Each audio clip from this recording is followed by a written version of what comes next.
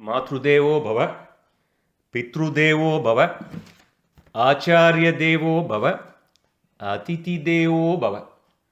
நம்ம அம்மா அப்பாவை முதல்ல நமஸ்காரம் பண்ணிட்டு, நம்ம ஆச்சாரியனை நமஸ்காரம் பண்ணிட்டு, பகவானை நமஸ்காரம் பண்ணிட்டு இன்றைய சத் சங்கத்தை நம்ம ஆரம்பிக்கிறோம். சச்சிதானந்த ரூபாய விஸ்வ உற்பத்தியாதிஹேதவே தாபத்ரய விநாசாய ஸ்ரீகிருஷ்ணாய வயம் நமஹ. எல்லாவித தாபங்களிலிருந்தும் பகவான் நம்ம காப்பாற்றணும்னு பகவான்கிட்ட சங்கல்பம் பண்ணிட்டு நம்ம இன்றைய சத் சங்கத்தை துவங்குகின்றோம். ஒரு தினம் பாகவதம்னு மகாத்மியத்தோட சப்தாகத்தை நேத்திக்கு முடித்தோம். அதில் பாகவதம்ங்கிறது எப்பேற்பட்ட வசந்த கிரந்தம். அது கிரந்தம்னு சொல்கிறத விட பகவானுடைய கிரந்த ரூபமாக பகவானே அதில் இருக்கார் அப்படிங்கிறத ஸ்ரீமத் பாகவதாக்கியோயம் பிரத்யக்ஷம் கிருஷ்ண ஏவகி அப்படின்னு சொல்லி சாட்சாத் பகவான் தான் பாகவதம் அப்படின்லாம் சொல்லி அதை எப்படி சப்தாகமாக பண்ணுறவா என்ன கிரமத்தோடு பண்ணணும் அப்படின்னு சனகாதி மகரிஷிகள் நாரதருக்கு உபதேசம் பண்ணுறார். நாரதருக்கு உபதேசம் பண்ணுறச்சே எப்படி நம்ம சங்கல்பம் பண்ணிக்கணும். சம்சார சாகரே மக்னம் தீனம் மாம் கருணாநிதே கர்மமோக கிரகீதாங்கம் மாமுத்தர பவார்ணவாத். கருணைக்கடலே, சம்சார கடலிலே மூழ்கி இருக்கும் காமவினையாலும் மோகத்தினாலும் பல வகையிலும் ஆக்கிரமிக்கப்பட்டவனாய் அவல நிலை எய்தியுள்ள என்னை இந்த பிறவிக்கடலிலிருந்து கை கொடுத்து தூக்கி கரையேற்றிவிடு என வேண்டுகிறேன். நம்ம எப்படி பகவான்கிட்ட வேண்டிக்கணும்? தாபத்ரய விநாசாய, அது of course that is very very very important. நம்ம சரீரம் நன்னா இருக்கணும், எல்லா வித வியாதிகளிலிருந்தும் நம்மளை பகவான் காப்பாற்றணும்னு நம்ம அவசியம் வேண்டிக்கணும். ஏன்னா உள்ளம் திருக்கோயில் ஊனுடம்பு ஆலயம் அப்படின்ற மாதிரி நமக்கு சரீரம் நன்னா இருந்தால் தான் இந்த கதை கேட்க முடியும். சரீரத்தை முதல்ல நன்னா வச்சுக்கணும் இல்லையா? அதுக்காக அப்புறம் நம்ம ஆன்மா இந்த பிறப்பு இறப்பு சுழற்சியில் திருப்பி நம்ம இன்னொரு பிறவி எடுத்து இன்னொரு தாய் கர்ப்பத்தில் பிறந்து திருப்பியும் எல்கேஜிலேருந்து ஆரம்பித்து திருப்பியும் சிஏஓ என்ன படிக்கிறோமோ என்னன்னு தெரியாது இல்லையா? இந்த கஷ்டமெல்லாம் வேண்டாம்ப்பா. தாயோட கர்ப்பத்தில் 10 மாதம் இருக்கிறதே ஒரு பெரிய ஜெயில் மாதிரி அது இல்லையா? இந்த பிறவி பிணியிலேருந்து என்னை காப்பாற்று, இந்த சம்சார சுழற்சியிலேருந்து என்னை காப்பாற்றுன்னு தான் சங்கல்பம் பண்ணிட்டு இந்த பாகவதத்தை ஆரம்பிக்கணும். அவள் ஒரு டெம்ப்ளேட் மாதிரி கொடுத்துட்றா. இதில் இந்த சனகாதி முனிவர்கள் நாரதருக்கு பாரு, நம்மளை மாதிரி ஆட்களுக்கு எல்லாமே ஒரு வியாஜம். இது நம்மளுக்கு தான் எல்லாமே நமக்கு கொடுத்த பொக்கிஷம். அப்படி ஒரு சுகிர்தம் நம்ம பண்ணிருக்கோம். அவள் அவ்வளவு இது நல்லது நம்ம அனுகூலம் பண்ணிருக்கான். அவள்லாம் அவ்வளோ பெரியவாள்லாம். இப்போது நேத்தி வரைக்கும் பாகவதத்தோட மகாத்மியம் பார்த்தோம். பாகவதம் தான் சாக்ஷாத் பகவான்னு சொல்கிறேளே, அந்த பகவான் யார்? அவர் யாரா பார்த்துருக்காளா? அவர் கருப்பா ஷேப்பா? இந்த கோவிலில் நீ இருக்கிற பகவான் அவர் தான் பகவான்றே, அதை நான் எப்படி நம்புறது? இந்த மாதிரியெல்லாம் நிறைய கேள்விகள் வரும் இல்லையா? அது நம்ம இன்னைக்கு ஸ்ரீமத் பாகவதத்தை நாம் இப்போது வாசிக்க போகின்றோம். வியாசர் எழுதிய பாகவதத்தை அன்னைக்கு பார்த்தோம் இல்லையா? முதல்ல வேதம் தான் நமக்கு எல்லாத்துக்கும் மூலம் இல்லையா? சனாதன தர்மம் வேதத்தை அடிப்படையாக கொண்டது. சனாதனம் மீன்ஸ் எட்டர்னல். அதுதான் நம்ம மதத்தோட பேர் இல்லையா? அப்புறம் இங்கிலீஷ்காரன் அதுக்கு இந்துயிசம்னு பேர் கொடுத்தான், ஏன்னா இண்டஸ் வேலி சிவிலைசேஷன் பார்த்து. பட் சனாதனம் தான் நம்ம மதத்து வேதத்தை அடிப்படையாக கொண்டு எட்டர்னல். இதுக்கு ஒரு ஆதி நம்ம அந்தம் ரெண்டும் கிடையாது. ரொம்ப நாளாக இருக்குது, தொன்று தொட்டு இது இருந்திருக்கு. வேத பிரணிகிதோ தர்மம், இந்த பிரபஞ்சத்தை படைத்த பகவான் அதை நான் அதுக்கு போக்கிய பிரபஞ்சம் கொடுத்து நம்மளை அனுபவிக்கிறதுக்கு இத்தனை விஷயங்கள் கொடுத்துருக்காரு இல்லையா? நம்ம இதுலேருந்து அதே மாதிரி நம்ம ஒழுங்கான வாழ்க்கை நெறியை நடத்துவதற்காக நமக்கு வேதத்தை கொடுத்துட்டு போனார். இதுதான் ரூல்ஸ் ஆஃப் கான்டக்ட் இல்லையா? அந்த வேதத்தை அப்படியே படித்து தெரிஞ்சுக்கிறதுக்கு நமக்கு அறிவு கிடையாது. கலியுகத்தில் மந்தாகா சுமந்த மதையகான்னு பார்த்தோம் இல்லையா? நம்ம எல்லாம் மந்தமான புத்தி உடையவர்கள். அதனால் அதை பிழிஞ்சு அந்த ஷாரை, அதுக்காக வேதத்தை பகவான் கொடுத்துட்டு போயிட்டார்.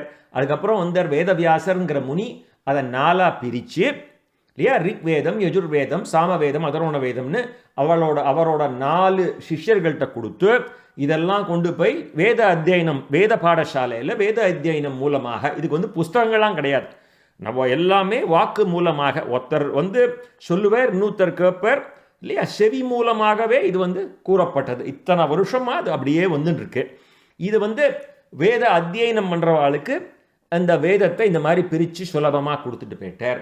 நம்மள மாதிரி பாமர மக்கள் வேத அத்தியனம் பண்ணுறதுக்கு இது இல்லாதவர்கள், பாக்கியம் நம்ம இல்லாதவர்கள், இல்லை அந்த அவளோட தர்மம், இப்போ க்ஷத்ரியன் வந்து நாட்டை காப்பாற்றணும், அவன் வந்து வேத அத்தியனம் பண்ண முடியாது இல்லையா, வைசியன் வியாபாரம் பண்ணணும், அவன் வந்து வேத அத்தியனம் பண்ண முடியாது. இது பிராமணன் வேத அத்தியனம் பண்ணி வேதத்தை ரட்சிக்கணும் அப்படின்னு இருக்கு. பிராமணனும் இப்பெல்லாம் வந்து எல்லாம் வைதிகத்தை தவிர மற்ற எல்லா விஷயத்துக்கும் போயிடுறான். அப்படி இருக்கிறச்சே இந்த வேதம் வந்து பாமர மக்களுக்கு எப்படி போய் சேரும்? அதுக்காகத்தான் அதை லகுவாக நம்ம புரிஞ்சுக்கிறதுக்காக இதிகாசங்களும் புராணங்களும் எழுதப்பட்டவை. இதிகாசங்கள் ராமாயணம், மகாபாரதம். ராமாயணத்தை வால்மீகி எழுதினார், அவருக்கும் குரு நாரதர். மகாபாரதத்தை வேதவியாசர் எழுதினார். வேதவியாசர் என்னென்னலாம் பண்ணார்? வேதவியாசர் வந்து மகாபாரதத்தை எழுதினார், அதில் பகவத்கீதை இருக்குது. மகாபாரதத்துக்குள்ள பலவிதமான விஷயங்கள் இருக்குது. விஷ்ணு சகஸ்நாமம் இருக்குது, சனத் சுஜாதியம் இருக்குது, யக்ஷ பிரஷ்னம் இருக்குது, விதுர நீதி இருக்குது. so many things are there in Mahabharatam இல்லையா? கொட்டி வச்சிருக்கா பொக்கிஷம். அதில் இல்லாத விஷயமே வெளியில் இருக்காது. அந்த மாதிரி ஒரு ஸ்டாம்ப் அடிச்சுட்டு போயிருக்கா பெரியவள்ள. நீ உலகத்தில் ஒரு விஷயம் தேடினியானா அது மகாபாரதத்தில் நிச்சயமாக இருக்கும். அந்த மாதிரி அதில் இல்லாத விஷயமே கிடையாதுங்கிற அளவுக்கு it is an authority for us. அதனால் மகாபாரதத்தை அவர் எழுதினார். அதுக்கப்புறம் அவரே தான் வந்து 18 புராணங்களை எழுதினார். அவர் வந்து 17 புராணங்கள் எழுதிட்டோ கவலையாக உட்காண்டிருக்கச்சே, 17 புராணம் எழுதிட்டேன், நான் பிரம்மசூத்திரம் எழுதிட்டேன், இதெல்லாம் மகாபாரதம் பண்ணியாச்சு, ஆனால் எனக்கு ஒரு மனசாந்தி இல்லையேன்னு அவர் உட்காண்டிருக்கச்சே, அப்போ நாரதர் அவரை பார்க்க வரார். ஏன் இந்த மாதிரி வருத்தமாக இருக்கல அப்படிங்கிறச்சே, எனக்கு ஒரு மனசாந்தி இல்லைப்பா, எல்லாம் பண்ணிட்டேங்கிறச்சே. அப்போ தான் வியாசர்கிட்ட நாரதர் சொல்கிறார், நீங்கள் வந்து ஒன்றே ஒன்று எழுதலை, பகவானுடைய கல்யாண குணங்களை எழுதலை, ஸ்ரீமத் பாகவதத்தை நீங்கள் எழுதணும்னு சொல்லி அவருக்கு தெரிஞ்ச சதுஷ்லோகி பாகவதத்தை இவருக்கு இனிஷியேட் பண்ணி, அதுக்கப்புறம் வியாசர் விஸ்தாரமாக 18,000 ஸ்லோகங்கள் 12 ஸ்கந்தங்கள் கொண்ட பாகவதத்தை எழுதி தன்னுடைய பிள்ளையான சுகபிரம்மத்துக்கு, அந்த 16 வயது நிரம்பிய திகம்பரராய் அந்த மாதிரி அந்த குண்டத்தில் ஹோமகுண்டத்திலேருந்து ஆவிர்பவிச்ச அந்த சுகபிரம்மத்திற்கு இதை வந்து அத்தியனம் பண்ணி வச்சார். சுகபிரம்மம் பின்னாடி சாபத்தினாலே தக்ஷகன் கடித்து இறக்க கடவது அப்படிங்கிற சாபத்தினாலே பரீட்சித்துக்கு அவனுடைய பிரயோபவேச காலத்திலே 7 நாட்களுக்கு சப்தாகமாக கங்கா தீரத்திலே அவர் பாகவதம் சொன்னார். அதுக்கப்புறம் வந்து இதே தான் வந்து யாருக்கு சொன்னா அப்படின்னு நிறையா பார்த்துட்டே வந்தோம். நேற்று கோகர்ணன் துந்துகாரிக்கு சொன்னா, சனகாதிகள் நாரதருக்கு சொன்னா, அப்படி பார்த்துட்டே வரச்சே சூதர் சௌனகாதி முனிவருக்கு சொன்னார்னு சொல்லி நம்ம நேற்றுக்கு நிறுத்தினோம் இல்லையா? இப்போ அங்கேருந்து நம்ம வந்து கண்டினியூ பண்ண போகிறோம். இன்னைக்கு பாகவதத்தோட முதல் ஸ்கந்தம், மொத்தம் 12 ஸ்கந்தம் இருக்குன்னு சொன்னேன் இல்லையா? முதல் ஸ்கந்தத்தில் முதல் அத்தியாயத்தை நம்ம இன்னைக்கு பார்க்க போகிறோம். மொத்தம் 12 ஸ்கந்தங்கள், கிட்டத்தட்ட 335 அத்தியாயங்கள் இருக்கு. ஒரு நாளைக்கு ஒரு அத்தியாயமாக அப்படி நம்ம பார்த்துட்டே வருவோம். ஸ்ரீமத் பாகவதம் பிரதம ஸ்கந்தம் அத பிரதமோத்தியாயகா. இப்போ சௌனகாதி மகரிஷிகள் சூதபாணிகரை பார்த்து கேள்வி கேட்குறார் நைமிசாரண்யத்தில். இதான் that is the same scene we started பாகவத மகாத்மியம். அங்கேயே தான் இருக்கோம் நம்ம. அவள் தான் கேட்குறா, வியாசர் சொல்கிறார், இப்போ இதான் வியாசர் தான் இது எழுதியிருக்கார் இல்லையா? அதை அவர் சொல்கிறார், அவர் நேரேட் பண்ணுறார், this is what is happening. நைமிசாரண்யத்தில் சூதபாணிகர் கதை சொல்கிறதுலையே ரொம்ப கெட்டிக்காரர். அவர் பௌராணிகர். அவரோட ரோமஹர்ஷனருடைய புள்ள. ரோமஹர்ஷனர் கதை சொன்னேன்னா அப்படியே மயிர்கூச்செரியுமா, அப்படியே people will have goose bumps.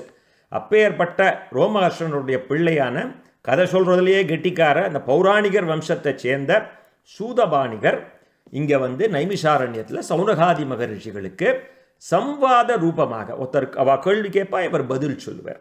அப்போது சௌனகர்கள் கேள்வி கேட்குறா. முதல்து ஆரம்பிக்கிறோம். சௌனகர்களுடைய கேள்வி, ஜன்மாத்யதோன்வயா விதரதத் சாத்வேஷ விஜஸ்வராட் தேனே பிரம்மகிருதாயாதி கவயே முக்கியந்தியத் சூரய தேஜோ வாரிமிருதாம் யதா வினிமயோ யத்ர சர்கோ மிருஷா தாம் நாஸ்வேன சதா நிரஸ்தகுகம் சத்யம் பரம் தீமகி சத்யம் பரம் தீமகி. இந்த முதல் ஸ்லோகத்தை எடுத்துட்டே கிட்டத்தட்ட ஒரு சப்தாகமே பண்ணலாம். ஸோ இந்த முதல் ஸ்லோகத்தை மாத்திரம் சுருக்கமாக அதனோட அர்த்தத்தை பார்ப்போம். அதுக்கப்புறம் ஃபர்தராக இதனோட தத்துவார்த்தத்தை later on we will see the Vedantic side of this, right? ஆகாயம் முதலிய காரியமாகிய இந்த பிரபஞ்சத்தில் உள்ள பொருட்களில் உருவத்தோடு கூடி இருக்கின்ற அதை தொடர்வதாலும், ஆகாய புஷ்பம் முதலிய அகாரியமான பொருட்களில் தொடராததாலும், எந்த பிரம்மத்திடமிருந்து இந்த உலகிற்கு படைத்தல், காத்தல், அழித்தல் என்பன உண்டாகின்றனவோ, எது பொருள்கள் எல்லாவற்றையும் காண்கின்றதோ, எது தனக்குத்தானே பிரகாசமாக விளங்குகிறதோ, 3 விஷயம் இங்க பார்த்துக்கணும். இந்த பிரம்மத்தை பற்றி சொல்றா. அதாவது சத்தியம் பரம் தீமகினா maybe meditate upon the ultimate truth. அப்பேற்பட்ட பிரம்மத்தை, அப்பேற்பட்ட சத்தியத்தை நான் வணங்குகிறேன்றா. எப்பேற்பட்டது அப்படிங்கிறத இங்க சொல்லிட்டு வர. அதை சொல்லிண்டே வரிச்சே, எந்த பிரம்மத்திடமிருந்து, பிரம்மம் நமக்கு தெரியும் இல்லையா, பிரம்மம் இட் இஸ் நாட் பிரம்மா, பிரம்மம், ரைட்? The ultimate. எந்த பிரம்மத்திடமிருந்து இந்த உலகிற்கு தோன்றுதல், இருத்தல், மறைதல் இல்லையா, படைத்தல், காத்தல், அழித்தல் என்பன உண்டாகின்றனவோ, எவற்றேந்து அது உண்டாகிறதோ, எது பொருட்கள் எல்லாவற்றையும் காண்கின்றதோ, எது தனக்குத்தானே ஸ்வயம் பிரகாசமாக விளங்குகின்றதோ, பெரியோர்களுக்கு மயக்கத்தை உண்டாக்கும் வேதத்தை ஆதி கவியாகிய பிரம்மனுக்கு எது அன்போடு உபதேசம் செய்ததோ, பிரம்மாக்கே இல்லையா, பிரம்மாக்கு எது உபதேசம் செய்ததோ, 4வது. 5வது, எந்த பிரம்மத்தினிடம் அதனுடைய மாயையின் குணங்களாகிய சாத்விகம், தாமசம், ராஜசம் என்பவைகளில் தமோகுண சிருஷ்டியாகிய பூதங்களும், ரஜோகுண சிருஷ்டியாகிய இந்திரியங்களும், சத்வகுண சிருஷ்டியாகிய தேவதைகளும், பிருத்வி, பிருத்வினா நிலம், அப்பு நீர், அப்புனா நீர், தேயு அப்படின்னா நெருப்பு ஆகியவைகள் ஒன்றை பார்த்து மற்றொன்றாக நினைத்து மயங்குகின்றார்களோ, எது தன்னுடைய பிரகாசத்தினால் குற்றங்களின்றும் விடுபட்டு விளங்குகின்றதோ, எது உண்மை உருவம் உடையதோ, அந்த பரமாத்ம ஸ்வரூபத்தை நாம் தியானம் செய்கின்றோம். இது சிலதெல்லாம் ஈஸியா புரியும், சிலதெல்லாம் நம்ம we will take it as is. இப்ப எப்படி இருக்கோ அதை அப்படியே எடுத்துப்போம். பரமாத்மா யாரு, ஜீவாத்மா யாரு, இதுக்கெல்லாம் நம்ம இப்ப போவாண்டாம். இது இது as is, அதுல என்ன சொல்றோம் அதை எடுத்துட்டு we will go. அப்புறம் இது எங்க ஆரம்பிக்கிறோம், எது முதல்ல எங்க ஆரம்பிச்சோம், எந்த பிரம்மத்திடம் இருந்து யாரை வணங்குறோம், எப்பேற்பட்ட பிரம்மத்தை நாம் வணங்குகிறோம், எந்த பிரம்மத்திடம் இருந்து இந்த உலகிற்கு தோன்றுதல், இருத்தல், மறைதல் என்பவை உண்டாகின்றனவோ, 1. எது பொருள்கள் எல்லாவற்றையும் காண்கிறதோ, 2. எது தனக்குத்தானே ஸ்வயம் பிரகாசமாக விளங்குகின்றதோ, 3. 4வது, பெரியோர்களுக்கும் மயக்கத்தை உண்டாக்கும் வேதத்தை ஆதிகவியாகிய பிரம்மாக்கு எது அன்போடு உபதேசம் செய்ததோ, 4. 5வது, எந்த பிரம்மத்திடம் அதனுடைய மாயையின் குணங்களாகிய சாத்விகம், தாமசம், ராஜசம் என்பவைகளில் தமோகுண சிருஷ்டியாகிய பூதங்களும், ரஜோகுண சிருஷ்டியாகிய இந்திரியங்களும், அதாவது புலன்கள், சத்வகுண சிருஷ்டியாகிய தேவதைகளும், பிருத்வி நிலம், அப்பு நீர், தேயு நெருப்பு, இதெல்லாம் இருக்கே, இந்த இதெல்லாம் இருக்கு இல்லையா, பஞ்சபூதங்கள்ல இந்த பூதங்கள்லாம் ஒன்றை பார்த்து மற்றொன்று மயங்குகின்றதோ, இது எப்படி மயங்குறதுங்கிறதெல்லாம் பின்னாடி பார்ப்போம் இல்லையா. காணல் நீர் அதுக்கு ஒரு உதாரணமா சொல்லுவா. இது 3 கலந்ததுன்னா ஒரு காணல் நீர் உண்டாகும். இந்த மாதிரி எது தன்னுடைய பிரகாசத்தினாலே குற்றங்களிலிருந்து விடுபட்டு விளங்குகின்றதோ, ரைட், எது உண்மை உருவம் உடையதோ, அப்பேற்பட்ட அந்த பரமாத்ம ஸ்வரூபத்தை தியானம் செய்கிறோம். சத்தியம் பரம் தீமகி, அதான் இதனோட சிம்பிள் மீனிங். இதுக்கு கீதா பிரஸ்ல என்ன எக்ஸ்பிளனேஷன் கொடுத்துருக்காங்கிறத மாத்திரம் நான் வாசிக்கிறேன். உண்மை அல்லது சத்தியம் என்பது அழிவற்றது. சத்தியம் என்பது அழியாதது இல்லையா. பிரம்ம ஆதிசங்கரர் சொன்ன மாதிரி பிரம்ம சத்தியம் ஜெகம் மித்யானா, பிரம்மம் அழியாதது, மற்றதெல்லாம் இந்த உலகம் இது அழியக்கூடியது இல்லையா. ஒரு பிரளயம் வந்ததுன்னா இது நிறைய பிரளயங்கள் பார்க்க போறோம். நித்திய பிரளயம், நைமிஷ்டிக பிரளயம், ஆத்தியந்திக பிரளயம்னு விதவிதமான பிரளயங்கள் பார்ப்போம். எந்தெந்த பிரளயத்தில் என்னென்ன இது வந்து அழியிறது அப்படிங்கிறதெல்லாம் நம்ம பார்ப்போம். அதனால பிரம்ம சத்தியம் ஜெகம் மித்யான, பிரம்மம் ஒண்டி தாண்டா சத்தியம், மற்றதெல்லாம் மித்யாங்கிற மாதிரி அதை மாத்திரம் ஒரு ஒரு ஒரு லைனில் அதை எடுத்துப்போம். இது இப்போ வந்து ஆதிசங்கரர் என்ன பாஷ்யம் எழுதினார், ராமானுஜர் என்ன பாஷ்யம் எழுதினார்லாம் இப்போ நம்ம சர்ச்சையே வேண்டாம். இந்த கான்டெக்ஸ்டில் மாத்திரம் ஒரு சிம்பிள் மீனிங்கோடு நம்ம பார்த்துட்டே வருவோம். இப்போ சத்தியம் என்பது அழிவற்றது, அதை மாத்திரம் ஞாபகம் வச்சுப்போம். சத்தியம் தான் பகவானுக்கு பேரு. அந்த பிரம்ம சத்தியம், பிரம்மம் அழிவற்றது, நிலையானது. அதற்கு எந்த காலத்திலும் எந்த சூழ்நிலையிலும் மாறுதலே கிடையாது. அது எப்போது உண்டானது என்று யாராலும் கூற முடியாது. ஏனெனில் அது ஒரு காலத்தில் உண்டானது என்று சொன்னால் அதற்கு முன்னாடி அது இல்லை என்று சொல்லப்பட்டதாக ஆகிவிடும். புரிஞ்சுதா? அது எப்பவுமே இருக்கு. சனாதன தர்மம் is eternal. there is no definite date. அதுக்கு வந்து ஆதி அந்தம் கிடையாது. அதே மாதிரி பிரம்மத்துக்கு ஆதி அந்தம் கிடையாது இல்லையா? ஸோ அந்த மாதிரி அதுக்கு ஒரு இது கிடையாது. அது உண்டு. அது இன்னைக்கு தான் கிபி 306 வருஷம் தான் அந்த பிரம்மம் தோன்றியதுன்னு சொன்னால் 305 அது எங்கே இருந்ததுன்னு ஒரு கேள்வி வரும். ஸோ இந்த மாதிரி அது எங்கே, அதுக்கு முன்னாடி அதுக்கும் ஜீவாத்மா மாதிரி கர்ம வினைலாம் உண்டா, இதெல்லாம் பார்ப்போம். we are going to see the difference between a people like us and the Brahman. We will see that later. So simple definition is, இதுதான்டா பிரம்மம், அதாவது அந்த பகவான், அதுதான் பரம சத்தியம். வேறு எந்த விதமான பொருள் இல்லாத காலத்திலும் இந்த மேலான உண்மை, அதாவது பகவான், இந்த பிரம்மம் இருந்து வந்தது. அந்த மேலான உண்மையால் தான் இந்த பிரபஞ்சமும் ஜீவராசிகளும் உண்டாக்கப்பட்டு, அவரால் தான் நம்ம வந்து படைத்தல், காத்தல், அழித்தல், அந்த ஜீவராசிகள் உண்டாக்கப்பட்டு காக்கப்பட்டு பின் அழிக்கப்படுகின்றன. இதனிடமிருந்து தான் பிரகிருதி என்ற மாயையும் அதன் பிரிவுகளான சத்வம், ராஜசம், தாமசம் என்ற முக்குணங்களும் அதன் பிரிவுகளான பஞ்சபூதங்களும் தோன்றின. ஆகவே அவை இவைகளெல்லாம் முழுமையான உண்மை அல்ல, உண்மையின் தோற்றங்கள் என்று கூறப்படுகின்றது. சுடர்விட்டு எரியும் சூரிய கிரகணங்கள் சில நேரங்களில் நீர் போல, அந்த காணல் நீர்னு சொல்வா இல்லையா, இந்த மிராஜ், அந்த மாதிரி தோற்றம் அளிப்பதும், சதுப்பு நிலமான பூமி இரவு நேரங்களில் வெள்ளி போல தோன்றுவதும், தெளிந்த நீரோடை தொலைதூர பார்வைக்கு மெருகிடப்பட்ட பளிங்கு தரை போல் தோன்றுவதும் எப்படியோ அப்படியேதான். இதெல்லாம் நிரந்தரம் இல்லை. வாட் யூ சி, இந்த மாயையை பற்றி சொல்லிட்டு வர, அந்த பரம சத்தியத்திற்கு உண்டான பிரபஞ்சம் பரமசத்தியமாக தோன்றாமல் காணல் நீராக இதெல்லாம் தோற்றமளிக்கிறது இல்லையா? ஸோ இந்த இதெல்லாம் வந்து பிரம்மத்தை தவிர மற்றதெல்லாம் வந்து தே லுக் லைக் அ காணல் நீர். தனக்குத்தானே ஒளிரக்கூடிய பரமசத்தியமான பிரம்மத்திற்கு தன்னை பிரகாசப்படுத்த சூரியன், அக்னி முதலிய வேறு ஒளிர்விடும் சாதனங்கள் தேவையில்லை. சூரியன் இருக்கான்னு நம்ம டார்ச் போட்டு பார்க்க வேண்டாம் இல்லையா? சூரியன் ஸ்வயம் பிரகாசம். நம்ம டார்ச் எடுத்துன்னு போயிட்டே சூரியன் வந்துட்டா பாடுறா, உதிச்சுட்டா பாடுறான்னு யாரும் கேட்க மாட்டா இல்லையா? That's what is saying. அதெல்லாம் வந்து ஸ்வயம் பிரகாசம். அந்த பிரம்மம் இஸ் ஸ்வயம் பிரகாசம், அதுவே ஞானஸ்வரூபம். ஆகவே ஜீவர்கள் மனத்தில் உள்ளதும் பிரபஞ்சத்தின் உள்ளதுமான அஞ்ஞானம் ஆகின்ற இருளை அது விரட்டுகின்றது. இதுதான் முதல் ஸ்லோகத்தோட ஒரு ஹை லெவல் அர்த்தம். இதுக்கு வந்து இன்னும் கொஞ்சம் மேலே போனா, அதாவது நம்ம வேதவியாசர் சொன்னோம் இல்லையா, வேதவியாசர் தான் வந்து வேதத்தை 4 பிரிச்சார். அவரை தான் பிரம்மசூத்திரத்தையும் எழுதினார். இப்போ நம்ம பார்த்தோமே ஜென்மாத் யஸ்ய யதக அப்படிங்கிறது பிரம்மசூத்திரம் நம்பர் 2. ஸோ பிரம்மசூத்திரம்னா என்ன? பிரம்மசூத்திரம், சூத்திரம்னா எல்லாத்தையுமே சுருங்க கூறுவது. It is an aphorism. ஒரு மிக பெரிய உண்மைகளை மிக சில சொற்களாலே சொல்வது. பிரம்மத்தை பற்றி சொல்றது, பிரம்மத்தை பற்றி சூத்திரமா சொல்றது.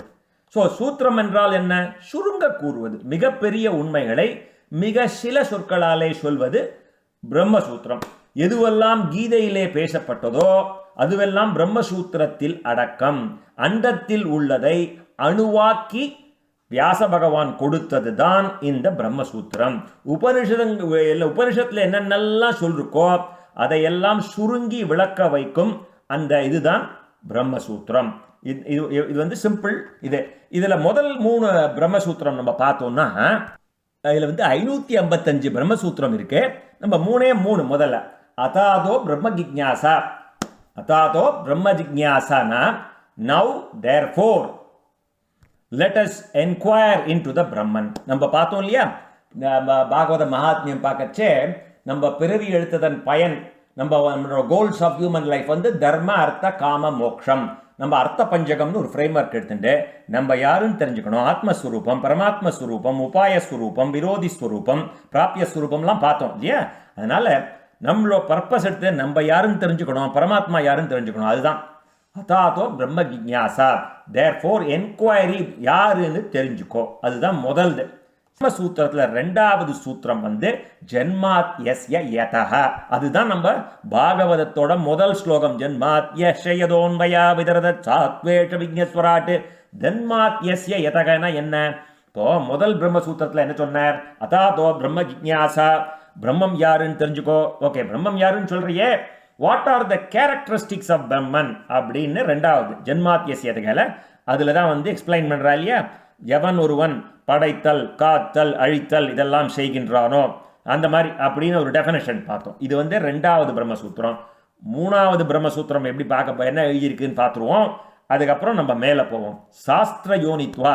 நீ பிரம்மம் என்ன கேரக்டரிஸ்டிக்ஸ்னு கேட்ட, எப்படிடா தெரிஞ்சுக்கிறது? பிரம்மத்தை பிரத்யட்சமாக பார்க்க முடியுமா, இல்லை அனுமானம் வழியாக பார்க்க முடியுமா? அதெல்லாம் முடியாது. வியாசர் என்ன சொல்றார்? சாஸ்திரங்களின் மூலமாகத்தான் பிரம்மனை அறிய முடியும். சாஸ்திர யோனித்வா. வேதங்களின் மூலமாகவும் உபநிடதங்களின் மூலமாகவும் தான் பிரம்மனை உணர முடியும். இப்போ for the purpose of this discussion நம்ம இங்கே இதோட நிறுத்திப்போம். இந்த பிரம்மம்னா என்னன்னு பார்த்தோம், ஒரு ஹை லெவல். பிரம்மசூத்திரம்னா என்னன்னு பார்த்தோம். இந்த பிரம்மசூத்திரத்துக்கு நம்ம வந்து அதில் ரெண்டாவது பிரம்மசூத்திரம் தான் நம்ம பாகவதம் ஆரம்பிக்கிறது. பாகவதோட முதல் ஸ்லோகமே ஜென்மாத்யஸ்ய யதோன்வயா அந்த யதஹ அப்படிங்கிறது அங்கே என்ன ஆரம்பிக்கிறது. இந்த முதல் ஸ்லோகத்தோட இது ஒரு பிரீஃப் அர்த்தம் நம்ம பார்த்துட்டோம். இப்போ நம்ம ரெண்டாவது ஸ்லோகத்துக்கு போவோம். தர்ம புரோச்சித கைதவோத்ர பரமோ நிர்மத்சராணாம் சதாம் வைத்யம் வாஸ்தவமத்ர வஸ்து சிபதம் தாபத்ரயோன்மூலனம் ஸ்ரீமத் பாகவதே மகாமுனிகிருதே கிம்பா பரைரீஸ்வரஹ சத்யோ கிருத்ய விருத்யதே அத்ர குதுபிகி சுக்ஷூபி தக்ஷக்ரணாதே. ரெண்டாவது ஸ்லோகத்தோட அர்த்தம் பார்ப்போமா? பெரும் தவசியான இந்த வேதவியாச மகரிஷினாலே உபதேசிக்கப்பட்ட அழகான இந்த ஸ்ரீமத் பாகவதத்திலே தன்னலம், வஞ்சனை இவைகள் அற்ற மேலான ஒரு தர்மம் உபதேசிக்கப்படுகிறது. பொறாமையற்ற மகனியர்களான அந்த சாதுக்களால் மட்டுமே அறிந்து கொள்ளக்கூடிய உண்மையான, என்றும் அழியாததான, பரம மங்களகரமான, அனைத்து நலன்களையும் நல்கக்கூடியதான ஆத்தியாத்மிகம், ஆதி பௌதிகம், ஆதி தெய்வீகமான, அதாவது உடலாலும் பிறராலும் இயற்கையாலும் ஏற்படக்கூடிய துன்பங்களை வேருடன் களைவதான அந்த பரம்பொருள் உபதேசிக்கப்பட்டிருக்கிறது. அவர் தான் நம்ம பார்த்தோம் இல்லையா, சச்சிதானந்த ரூபாய விஸ்வோத்பத்தியாதி ஹேதவே தாபத்ரய விநாசாய. அந்த பரம்பொருளால் மட்டுமே தான் இந்த துன்பங்களை வேருடன் களைய முடியும். என்னென்ன துன்பம்? ஆத்தியாத்மிகம், ஆதி பௌதிகம், ஆதி தெய்வீகம். உடலாலும் பிறராலும் இயற்கையாலும் இந்த துன்பங்களை வேருடன் களைவதுதான் அந்த பரம்பொருள் உபதேசிக்கப்பட்டிருக்கு. இந்த ஸ்ரீமத் பாகவதத்தை கேட்க விருப்பம் கொண்ட புண்ணியவான்களின் ஹிருதயத்திலே பகவான் அந்த வினாடியே வாசம் செய்து வந்து அமர்கின்றான். எப்படி சொல்றான் பாருங்க. முதல்ல வந்து நேற்றுக்கு என்ன சொன்னா, பக்தி போய் ஹிருதயத்துல வந்து உட்கார்ந்த உடனே பகவான் அங்க வந்துடுறான் அப்படின்னு பார்த்தோம். அப்புறம் அந்த சனகாதிகள் வந்து பாகவதத்தை முடிக்கிறச்சே பகவான் கேட்கிறார், உங்களுக்கு என்ன வேணும்னு கேட்கிறார். அவர் சொல்றார், எங்கெங்கெல்லாம் பாகவம் நடக்கிறதோ அங்க நீங்க வந்து எங்களை ஆசீர்வாதம் பண்ணுங்கன்னு அவா கேட்டுக்கிறா.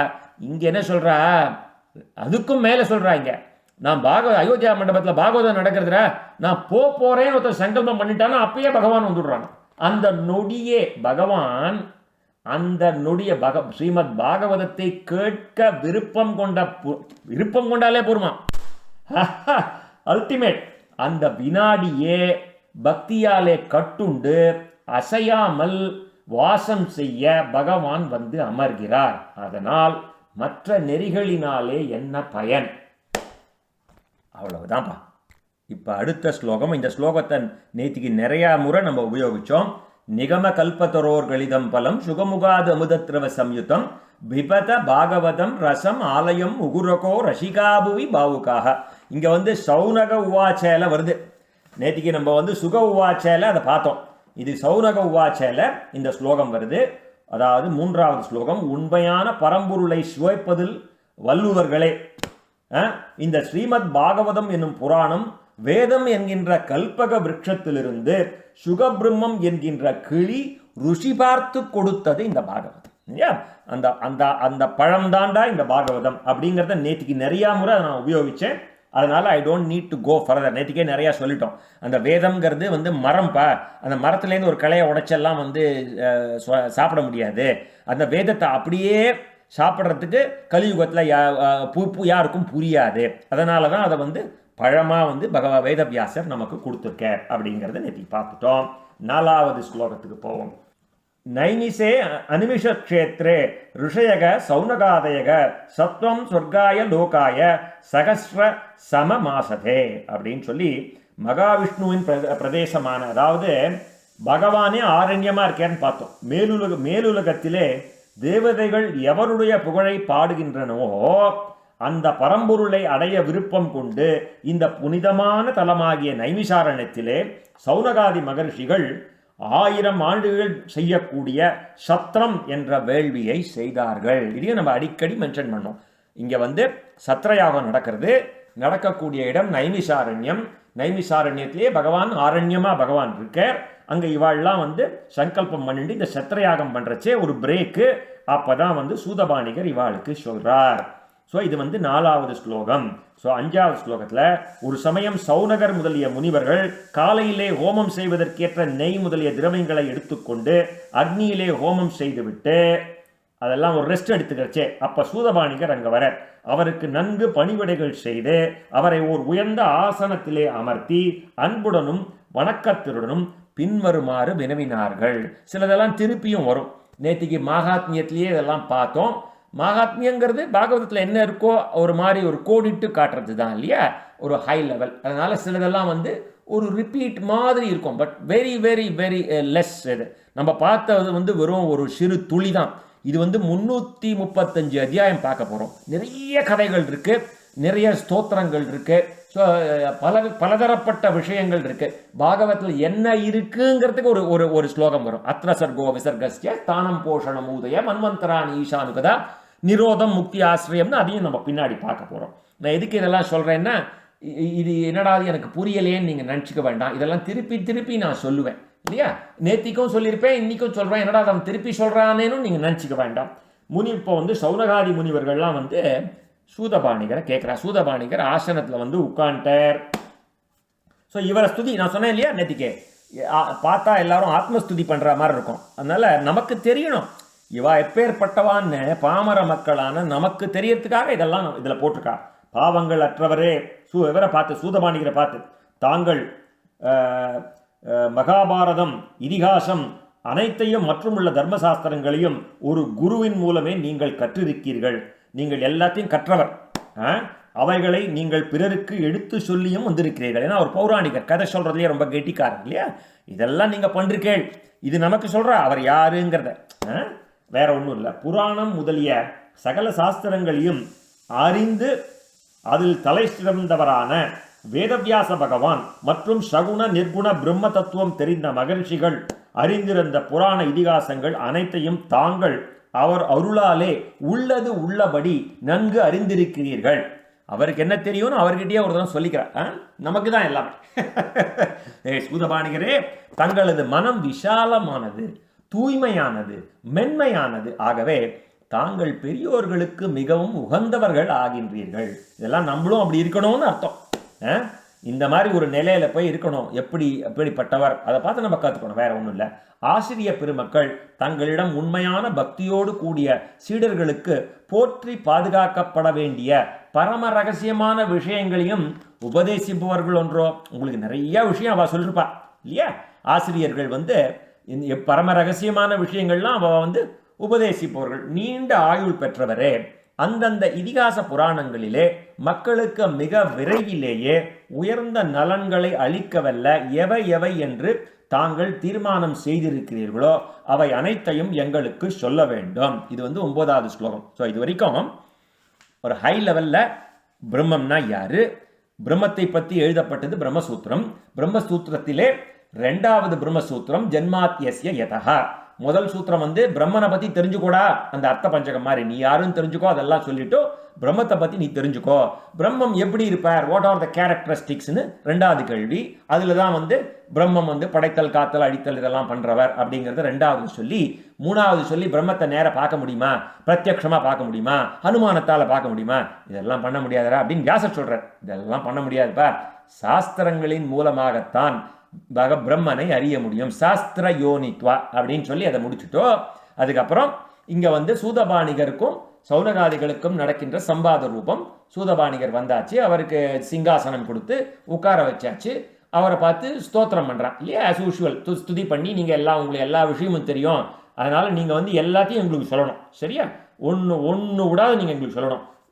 மேலே மேலே சொல்லிகிட்டே போகிறான். நற்பண்புகள் உடையவரே 10வது ஸ்லோகம். இந்த கலியுகத்திலே மனிதர்கள் பெரும்பாலும் அற்ப ஆயுள் உடையவர்களாகவும் சோம்பல் நிறைந்தவர்களாகவும் குறைந்த அறிவு உடையவர்களாகவும் நல்வினை பயன் அற்றவர்களாகவும் பிணி முதலிய துன்பங்களை உடையவர்களுமாக இருக்கின்றார்களே. அதனால அவளுக்கு வந்து எளிமையான முறையில் முறைப்படி கடைபிடிக்க வேண்டிய கடமைகளோ நிறைய இருக்கு, அதை கேட்டு தெரிந்து கொள்ள வேண்டிய சாஸ்திரங்களோ அநேகம். ஆகையால் ஹே மகரிஷியே, இவைகளில் கடைந்தெடுத்த சாரமான பொருள் எதுவோ, எதை கேட்பதால் மனம் நன்கு அமைதி அடையுமோ, அதை தங்களது அனுபவத்தாலும் அறிவு திறனாலும் அந்த உலகத்தாரின் நன்மைக்காக கேட்டு தெரிந்து கொள்ள வேண்டும் என்ற விருப்பு கொண்ட எங்களுக்கு அது ரொம்ப விருப்பமா இருக்கு. இதெல்லாம் தெரிஞ்சுக்கணும் இல்லையா, நிறைய இருக்கு, எல்லாத்தையும் உங்களால சொல்ல முடியாது, எங்களுக்குன்ட்டு அவகாசம் குறைச்சலா இருக்கு. அதனோட சாரத்தை நீங்க கடைந்தெடுத்த சாரத்தை நீங்க சொல்லணும், அதை தயவு செய்து எங்களுக்கு தெரியணும் அப்படின்னு அவ கேட்கிறார். ஏ சூதபாணிகரே, உங்களுக்கு நன்மை உண்டாகட்டும். தன்னை அண்டி பக்தர்களை காத்தருளும் பகவான் என்ன காரணம் கொண்டு வசுதேவருக்கும் தேவகிக்கும் குழந்தையாக திருவதாரம் செய்தார்? முதல்ல சாஸ்திரங்களோட சாரத்தை சொல்லுங்க. ரெண்டாவது கேள்வி, கிருஷ்ண பகவான் எதுக்கு தேவகிக்கும் வசுதேவருக்கும் குழந்தையா பிறந்தார், எப்படி அவதாரம் வந்தார், திரு அவதாரம் புரிந்தார், அதை தாங்கள் தான் அறிவீர்கள். இதெல்லாம் இவாளுக்கு வேணும், ஆன்சர் வேணும். கேட்கிறா, ஏ சூதபாணிகரே, அந்த கிருஷ்ணாவதார சரித்திரங்களை கேட்க நாங்கள் மிகவும் ஆவலாக இருக்கின்றோம். பகவானது அவதாரம் அனைத்து ஜீவராசிகளையும் காத்தற் பொருட்டு அவைகளின் நலத்தின் பொருட்டுமன்றோ நிகழ்ந்தது. எல்லாம் ஒரு காரியத்துக்கு, ஒரு காரணத்துக்காக தானே அவள்லாம் அவதாரம் பண்றா. அது எதுக்காக அந்த அவதாரம் பண்ணா தெளிவா சொல்லுங்க. இது வந்து 13வது ஸ்லோகம். 14 ரொம்ப செல்ஃப் எக்ஸ்பிளனேட்டரியா இருக்கு பாருங்க. இதுல நம்ம எக்ஸ்பிளனேஷன்லாம் கொடுக்க வேண்டியதே இல்லை, அப்படியே நம்ம போயிட்டே இருக்கணும். 14, மிகவும் பயங்கரமான பிறப்பு இறப்பு எனும் உலகிலே அந்த சம்சார கடலிலே மூழ்கி தவிப்பவன் வேறு வழியின்றி தன் இச்சை இல்லாமல் பகவானது திருநாமத்தை உச்சரிப்பானேயானில் அக்கணமே அவன் இந்த பிறவி கடலிலிருந்து விடுபடுகின்றான். ஏனென்றால் பகவானது திருநாமத்தின் முன் பயம் என்பது விலகி போகின்றது. அவளை சொல்லிடுறான். நேற்றுக்கே நிறைய பார்த்தோம். இருந்தாலும் இவா முனிவர்கள், இவாளும் சௌனகார், இவாளும் லேசுப்பட்டவா இல்லையா, சத்ரயாகம் பண்றான்னா அவ்வளோ முனிவர்கள், இவா லேசுப்பட்டவாளா சௌனக முனிவர் இல்லையா. அதனால இவாளோட இது நடுவில் அவா சொல்றதையும் நம்ம கேட்டுக்கிறோம். 15, ஏ சூதபாணிகரே, ஸ்ரீமன் நாராயணனுடைய பாதங்களிலிருந்து பெருகிய கங்கை, அவரோட கங்கை வந்து அவரோட ஸ்ரீபாதத்திலேருந்து வந்தது தானே. இந்த உலகளந்த பெருமாளா அவதாரம் எடுக்கிறச்சே இல்லையா, திரிவிக்ரம் அவதாரம் எடுக்கிறச்சே அவரது ஒரு இடது கால் மேலே போச்சு இல்லையா, அப்போ அங்கே பிரம்மா வந்து கங்கையினால் தானே இது பண்ணார் அவருக்கு, அதுலேருந்து தானே அந்த கங்கை வந்தது இல்லையா, அதை ஞாபகப்படுத்துறார். ஸ்ரீமன் நாராயணனுடைய பாதங்களிலிருந்து பெருகிய கங்கை நதியிலே அடிக்கடி நீராடி அந்த அந்த அந்த அந்த புண்ணிய கர்மங்களை செய்து தொடர்ந்து சேவிப்பதால் தான் அது ஜீவன்களை பரிசுத்தமாக்குகின்றது. இந்த கங்கை தான் அவ்வளோ புனிதமானது. ஆனால் பகவானுடைய பாத கமலங்களையே அண்டியவர்களும் மன அமைதியை கொண்டவர்களும் சாதுக்களுமான முனிவர்கள் அந்த அந்த அவர்களுடைய நட்பு ஜீவர்களை உடனே புனிதமாக்குகின்றது. இந்த சத் சங்கத்தில் இருந்தாலே they get purified அப்படின்னு சௌனகாதி முனிவர்கள் சொல்றாங்க. கங்கையில போய் சங்கல்பம் பண்ணிட்டு ஸ்நானம் பண்ண வேண்டாம், நெறிக்கு கிளீனா சொல்றப்பா. அந்த இதுல சங்கல்பம் பண்ணி ஸ்நானம் பண்றதை விட வசதிடா இந்த பாகவதம் அப்படின்னு கரெக்டா எத்தனை தடவை சொன்னேன், அடிச்சு சொல்லியிருப்பேன். முதல்ல ஒரு தடவை சொல்லியிருப்பேன், சமரியில் ஒரு தடவை சொல்லியிருப்பேன் அதே வார்த்தையை. அதே தான் இங்கேயும் சொல்றா. they'll reinforce it over and over again. This is still they are preparing us to listen. இது எல்லாமே பின்னாடி வரப்போறத ப்ரிப்பேர். இது அதாவது பாகவதத்தில் முதல் 9 ஸ்கந்தமுமே நீ ப்ரிப்பரேஷன் வச்சுக்கலாம். 10வது தான் ஆசிரியம். ஒரு போர்ட் மீட்டிங்க்கு போறேன்னா போய் இவரை பார்க்கணும், சிஇஓ பார்க்கணும்னா அதுக்கு முன்னாடி எல்லாம் ப்ரிப்பரேஷன். 9 ஸ்கந்தமும் கடைசியில் போய் ஆசிரியம் பண்ணுறதுக்கு முன்னாடி எல்லாம் ப்ரிப்பரேஷன் தான். பாருங்க, அடிக்கடி சொல்லி சொல்லி சொல்லி கன்ஃபார்ம் பண்ணிக்கிறா, கிளாரிஃபை பண்ணிக்கிறா. அந்த கங்கையோட இது வஸ்தி தானே, பாகவதம் கேட்டால் இது வஸ்தி தானே அப்படின்னு கைண்ட் ஆஃப் கன்ஃபர்மேஷன். ஸோ கலியுகத்தில் பிறவி நோயை தீர்ப்பதும் மகான்களால் சாதுக்களால் புகழப்படுவதுமான பகவானுடைய திருவிளையாடுகளை தன்னை தூய்மையாக்கி கொள்ள விரும்பும் எவன் தான் கேட்காமல் இருப்பான். கதை நீ சினிமா கதையே கேட்குற, அவன் சொன்னா இவன் சொன்னா அந்த கதையெல்லாம் கேட்கறச்சே, இவ்வளோ பிறவி பிணியை தீர்க்கும் சாதுக்களால் புகழப்படும் அந்த பகவானுடைய திருவிளையாடுகளை கேட்கறது கரும்பு தின்ன என்ன கசக்கிறதா, கூலி வேணுமா அப்படின்னு சொல்றான். தன்னை தூயவனாக்கி கொள்ள விரும்புபவன் நிச்சயம் கேட்க வேண்டும் என்பது இதன் பொருள். மேல 17வது ஸ்லோகம். நாரதர் முதலிய பரம பாகவதர்களாலே கானம் செய்யப்படுகின்ற பகவானுடைய திருவிளையாடல்களையும் அவர் தனது லீலையாலே சிவன் பிரம்மா முதலிய திரு உருவங்களை மேற்கொள்வதையும் ஆவலோடு கேட்க விரும்பும் எங்களுக்கு எடுத்து சொல்லுங்கள் அப்படின்னு அதுக்கு அடுத்த ஸ்லோகம். இந்த அந்த பகவானுடைய திருவிளையாடல்கள்லாம் எங்களுக்கு வந்து நன்னா சொல்லுங்கோ, விஸ்தாரமா சொல்லுங்கோ. All is manifestations. He has taken so many avatars, right? பகவான் வந்து ஆழ்வார்கள் வந்து தசாவதாரம்னு பாடிட்டு போயிட்டார். ஆனால் பகவான் அதுக்கும் மேலே கணக்கிலடங்காத அவதாரங்கள் எடுத்திருக்காரு. அதெல்லாம் என்ன பண்ணிருக்காரு, என்னென்ன அவதாரங்கள்லாம் எடுத்திருக்காரு, அதெல்லாம் நீங்கள் எனக்கு சொல்லுங்க அப்படிங்கிறார். அறிவு சிறந்தவரே, தனது மாயையால் தன்னிச்சையாக பற்பல லீலா வினோதங்களை செய்யும் பகவான் ஸ்ரீ ஹரியின் மத்ய கூர்ம வராகம் முதலிய நன்மை தரத்தக்க பற்பல அவதார கதைகளை எங்களுக்கு சொல்லுங்கள். உற்ற போறேன்னு நடுநடுவில் இதெல்லாமும் பேரெல்லாமும் சொல்றா. மேலான புகழ் வாய்ந்த பகவானது திருவிளையாட்களை கேட்பதில் ஆர்வமுடைய எங்களுக்கு அதை கேட்பதில் போதும் என்கின்ற திருப்தி இன்னும் ஏற்படவில்லை. ஏனெனில் அதன் உண்மையான இனிய இன்பத்தை உணர்ந்த அடியவர்களுக்கு அதன் ஒவ்வொரு சொல்லும் அன்றோ இன்பம் பயத்தக்கது. கபடநாடக சூத்திரதாரியான பகவான் 20வது ஸ்லோகம். தன் உண்மை சுரூபத்தை தன் மாயையாலே மறைத்து சாதாரண ஒரு மனிதன் போலே நடித்து கொண்டு பலராமனோடு கோகுலத்தில் ஒளிந்து அங்கு ஒளித்து வளர்ந்து ஒருத்தி மகனாய் பிறந்து ஓரிரவிலே ஒருத்தி மகனாய் ஒளித்து வளரன் ஆண்டாள் பாடினாலே, அங்கே ஒளித்து வளர்ந்து மனித சக்திக்கு அப்பாற்பட்ட அந்த கோவர்தன கூரியை தூக்கியது முதலிய பற்பல வீர செயல்களை செய்தாரல்லவோ, அதையும் கேட்கறதுக்கு ஆசையா இருக்கும். வருஷையா ஒன்று அதை உற்ற போறாளோ இதை உற்ற போறாளோன்னு ஆசை வாழ்க்கை.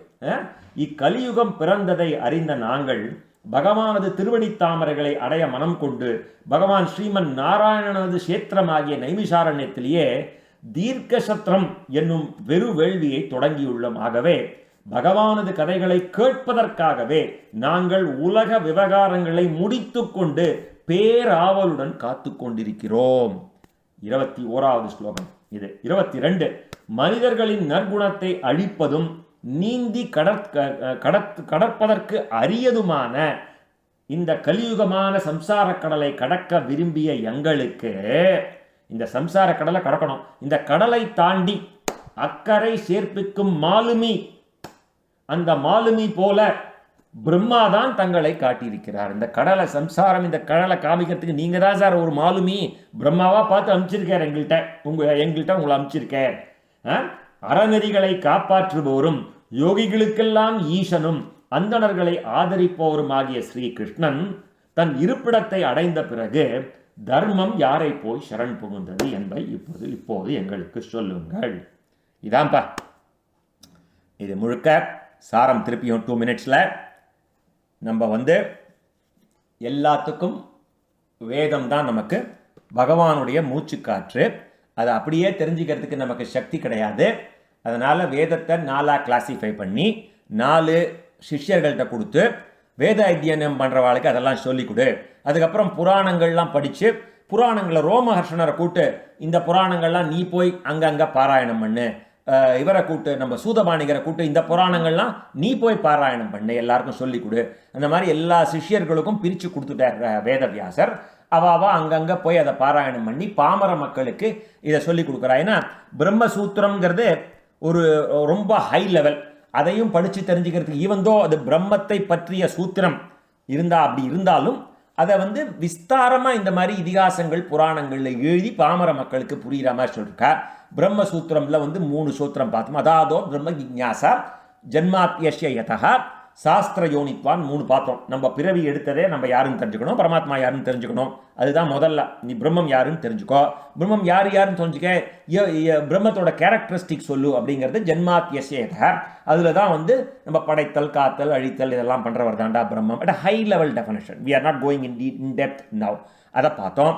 இதுக்கப்புறம் சாஸ்திர யோனித்வா. அதுக்கப்புறம் நம்ம இவர் என்ன பண்ணார், வியாசர் ஒரு ஸ்டாம்ப் அடித்தார். ஏய், நீ பிரத்யக்ஷமாலாம் பார்க்க முடியாது பிரம்மத்தை, அனுமானமாலாம் பார்க்க முடியாது, சரியா? சாஸ்திரங்களின் மூலமாக தான் பகவானை பார்க்க முடியும். Realising God's only through Upanishads. எங்கள் காலத்தில் வேலுக்குடி 2002 3 ஒரு லெக்சர் கொடுத்தார், நம்ம மாத்தில் கொடுத்தார். அந்த லெக்சரோட topic realising God's only through உபனிஷத்ஸ்னு. அந்த மாதிரி சாஸ்திர யோனித்வான்னு அந்த முதல் 3 பிரம்மசூத்திரம் பார்த்தோம். அதுக்கப்புறம் அங்கேருந்து எங்கே வந்தோம், நைமிசாரண்யத்தில் சௌனகாதி மகரிஷிகள்லாம் உட்காண்டிருக்கா. அங்கே சூதமானிகர் வர, அவருக்கு சிங்காசனத்தை போட்டு அவரை பார்த்து இந்த கேள்விகள்லாம் கேட்குறா. 6 கேள்விகள் கேட்குறா. அந்த கேள்விகளுக்கு விடை நாளைக்கு பார்ப்போம். அந்த 6 கேள்விகள் என்ன? மனுஷனா பிறந்தவனுக்கு ஸ்ரேஷ கொடுக்கக்கூடிய மார்க்கம் எது? எங்களுக்கு 2வது கேள்வி என்ன? எங்களுக்கு எல்லா வேதங்களும் வேதாந்தங்களும் படித்து தெரிஞ்சுக்கிறதுக்கு அவகாசம் இல்லை, அதனோட சாரத்தை சொல்லணும். 3வது கேள்வி, பகவான் எதுக்காக கிருஷ்ணாவதாரம் எடுத்தார்? இல்லையா? 3வது கேள்வி. 4வது கேள்வி, கிருஷ்ணாவதாரம் எடுத்த பகவான் என்னென்ன லீலைகள்லாம் பண்ணார்? பலராமனோடு அங்கே போனார், இங்கே போனார்ங்கிறார், கோவர்தனகிரியை தூக்கினார், நிலை என்னென்ன லீலைகள்லாம் பண்ணார்? 5வது கேள்வி, பகவான் என்னென்ன அவதாரங்கள்லாம் எடுத்தார்? வராகனா வந்தாரா, மத்ஸ்யமா வந்தாராமே, இதெல்லாம் வந்தாராமே, என்னென்னவோ அவதாரம் எடுத்தார்னு சொல்கிறாளே, என்னென்ன அவதாரங்கள் எதையும் விடாமல் எங்களுக்கு சொல்லுவோம். இது 5வது கேள்வி. 6வது கேள்வி என்ன சொல்கிறா? கடைசியில் எல்லாம் முடிஞ்சு 125 வருஷம் பகவான் பூலோகத்தில் இருந்தார் கிருஷ்ணர். அவரோட அவதார காரியங்கள்லாம் முடிஞ்சு திரும்பி வைகுண்டம் போகிறதுக்கு முன்னாடியே அவர் என்ன பண்ணார்? அவருடைய பிரிய நண்பரான உத்தவர் கூட கேட்பறாம, இந்த மாதிரி எங்கே போச்சு, தர்மம் எங்கே போய் சரண் புகுந்தது அப்படின்னு இந்த 6 கேள்வி கேட்டு இன்னைக்கு பாகவத மகாபுராணத்தோட முதல் ஸ்கந்தத்தில் முதல் அத்தியாயம் இதோட நிறைவு பெறுகிறது. यदक्षरपदपृष्ठं मात्राहीनं तु यद्भवेत् तत्सर्वं क्षम्यतां देव नारायण नमोऽस्तु ते। विसर्गबिन्दुमात्राणि पदपादाक्षराणि च न्यूनानि चातिरिक्तानि क्षमस्व पुरुषोत्तम। नामसङ्कीर्तनं यस्य सर्वपापप्रणाशनं प्रणामो दुःखशमनः तं नमामि हरिं परं। श्रीहरये नमः, श्रीहरये नमः, श्रीहरये नमः। गोपीका जीवनस्मरणं गोविन्द गोविन्द।